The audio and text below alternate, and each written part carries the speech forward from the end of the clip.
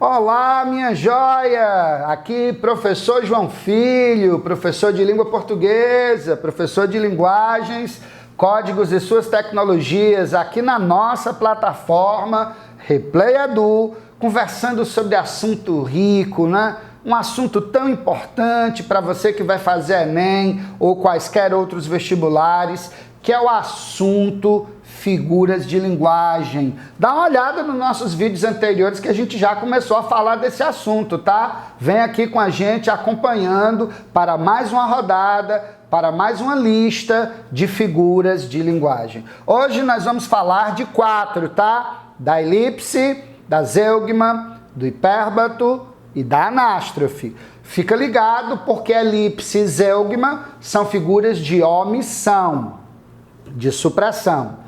Quer dizer o quê, professor? Quer dizer que eu vou esconder, quer dizer que eu vou omitir um termo dentro da frase. Se o termo que eu omiti puder ser facilmente identificado pelo contexto, aí você tem a elipse. Geralmente essa elipse é indicada por uma vírgula. Então se eu digo assim, ó, e aqui dentro, o silêncio, observe que está subentendido aí um verbo, né? E aqui dentro está o silêncio, e aqui dentro mora, reside, jaz o silêncio, entende? A elipse, portanto, é a omissão de um termo, geralmente indicado por uma vírgula, mas um termo que pode ser facilmente identificado pelo contexto da frase, pelo contexto do enunciado. É diferente da zeugma, tá? Na zeugma, eu vou omitir, eu vou esconder um termo que já foi mencionado anteriormente. E eu quero apenas evitar que ele se repita. Então, se eu digo assim, ó, hoje faço tudo, amanhã você, observe que a vírgula que está entre o amanhã e o você indica a supressão de um termo já mencionado, faz tudo. Hoje faço tudo, amanhã você faz tudo. Para evitar essa repetição, eu usei aí uma vírgula. Portanto, a repetição de um termo já dito anteriormente, que eu quero evitar que se repita, é a zeugma. A omissão de um termo que pode ser facilmente identificado pelo contexto é uma elipse. Beleza, garoto? Fica comigo que agora a gente vai para as figuras de deslocamento, figuras de inversão. O que é que significa isso, professor? Que eu posso alterar a ordem das palavras dentro da frase. Mas, professor, me explica direito isso. Claro, querido. Quando nós, falantes de português, pensamos e transformamos pensamentos em frases, nós usamos uma ordem, chamada de ordem lógica, chamada de ordem direta, em que vem primeiro um sujeito, depois um verbo, depois um complemento verbal, depois um adjunto adverbial. João comeu o bolo esta manhã. Mas se eu quiser enfatizar a ação e não o agente, aí eu desloco, eu inverto a posição do sujeito com o predicado.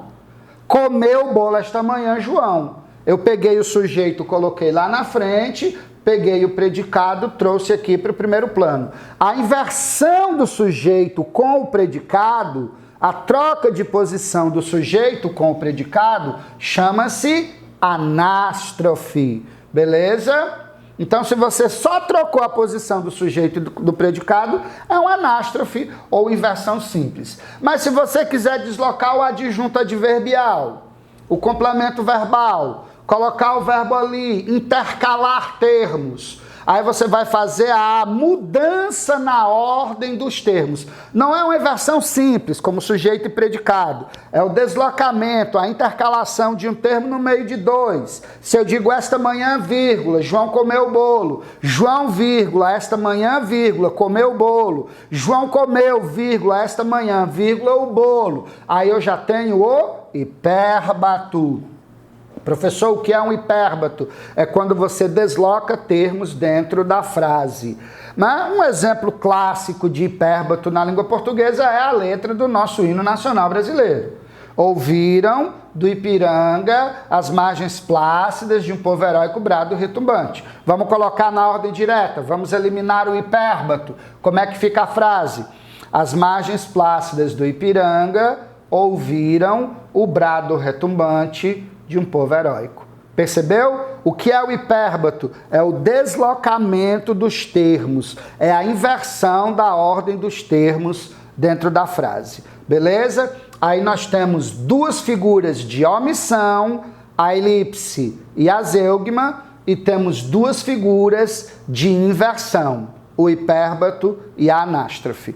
Ok? Professor, por que é que se gera um hipérbato dentro do texto? Bom, diz-se, né, regra geral, que o hipérbato ele deixa a frase mais sofisticada, ele deixa a frase mais requintada, mais elegante. Então, quando você desloca o sujeito da sua posição original, quando você intercala termos, você deixa a frase com um pouco mais de sofisticação. Procede. Isso é um ônus, né? Melhor dizendo, isso é um bônus. Mas esse bônus traz consigo também um ônus. Qual é o ônus? Muitas vezes, quando você desloca demais os termos no interior de um enunciado, o enunciado fica difícil de entender. Quando o hipérbato torna a frase muito truncada, muito confusa, difícil de ler, difícil de entender, aí o que era uma figura de linguagem vira um vício de linguagem. O nome desse vício é síntese. Professor, o que é uma síntese? Bom, simples. Uma síntese é um hipérbato que gerou dificuldade de entendimento devido ao alto grau de deslocamento dos termos. Compreende? Então, muitas vezes, o hipérbato pode acarretar uma dificuldade de entendimento. Quando essa dificuldade ocorre, aí nós não temos mais um hipérbato, nós temos uma síntese, que é o deslocamento de termos que gerou problemas semânticos, problemas de entendimento do enunciado que foi proposto. Beleza? Então são as 4 figuras da rodada de hoje e já nós nos encontramos para dar sequência a essa lista de bate-papo sobre esse tema tão bacana, tão relevante, que é o tema figuras de linguagem. Já a gente se encontra novamente para mais uma rodada de conversa sobre esse importante assunto, sobre esse importante tema. Forte abraço, meus queridos, e até logo mais, com mais figuras de linguagem aqui na nossa plataforma Replay Edu. Tchau, galera!